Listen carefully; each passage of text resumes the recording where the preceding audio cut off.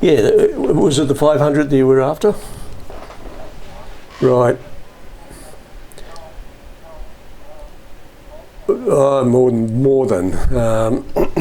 See, the older they are, the less that they're bristling with aluminium and all the softer metals. So, see the 500 coolant has a special inhibitor package in there. It's called a G12++. It's the one that BMW, Mercedes, Audi, VW are using today.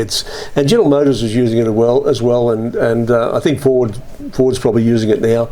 It's the top of the tree product. It lasts about 7 years, 350,000 k's worth of travel, which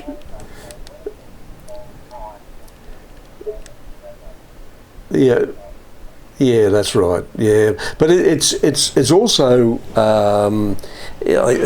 like you're never going to do big kilometres in your vehicle, and unless you build it for a daily drive. But most of these are just club cars, are they?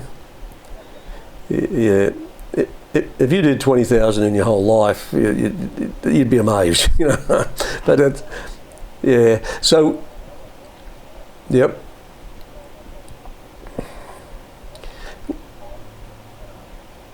No, you're looking at the wrong ones. So, what we're talking about is Liquid Intelligence 500. The product you're looking at there is the 115. Now. Right, now what the 115 is the straight waterless coolant. You can use that. The 500 is probably a better bet. Now what the 500 is a hybrid version of a waterless coolant. It's mixed, so it's a conventional coolant mixed to a waterless coolant. All the the negative aspects of using a waterless coolant, making sure that there's absolutely no water left in the system. You get caught out somewhere and you've got a leak in your hose. You can't top it up with anything other than more of the product, so you've got to carry that with you and all that type of stuff. But with the 500, if you're out and about and you had to top up, well, you just top up with water. Now, the good things about it is see, your vehicle, it was built. What year is the 78? Yeah. So it was built in an era where there wasn't a lot of people thinking about what traffic was going to be like in 2020, were they? Okay. So it's not bristling with efficiencies. It's got a whole heap of inefficient aspects to it, and what you've got to do. That's right, yeah. So what you've got to do is you've got to add something into it that is going to improve its chances in the traffic. Now, what we've done is with this product, we've blended those things together. Like with the waterless coolant, the part that we took out of a waterless coolant is a range of chemicals, collectively and generically called thermal conductivity coefficient additives. Now, it's a mouthful, I know. But what they do is they change the surface tension of the fluid within the cooling system, and they reduce the frequency and size of vapor that gets formed on the internal walls of the water jacket, which allows that liquid to wet that surface out more completely and pull the heat out of the block more efficiently than a conventional coolant could ever do. Now, we took that technology and married it into the 500 coolant.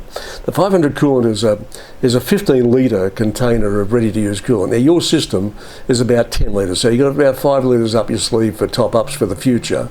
Right now, that 15 litres is made up primarily now of a 50% solution of monoethylene glycol. It's got the G12++ inhibitor package in there, the bulletproof one. The water content is demineralized. That's important because it's going to give you longevity. It's going to allow that to last for all that time, for 7 years without going off and stuff like that. But what makes it special is it's got those additives, those thermal conductivity coefficient additives. Now, what they're doing in this formula is that they're working pretty much the same way as the monoethylene glycol is working as an anti-boil, but far more efficiently. So when you got the two together, it's like having a double whammy of anti-boil in there, and it brings your boil point up to about 140 C. And your vapor blanketing point up to about 124 C. So what that means is that it's going to improve your thermal capacity by at least 30 or 40% compared to a conventional coolant. So that buys you a lot of brownie points when you're talking about, you know, driving in hot days and traffic and that type of thing.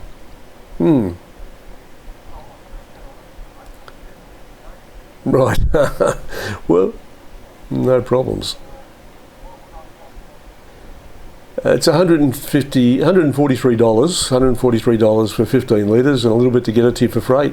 Whereabouts are you? Yeah, well, Churros is about $24 to get it down there. Right, okay. Just one sec.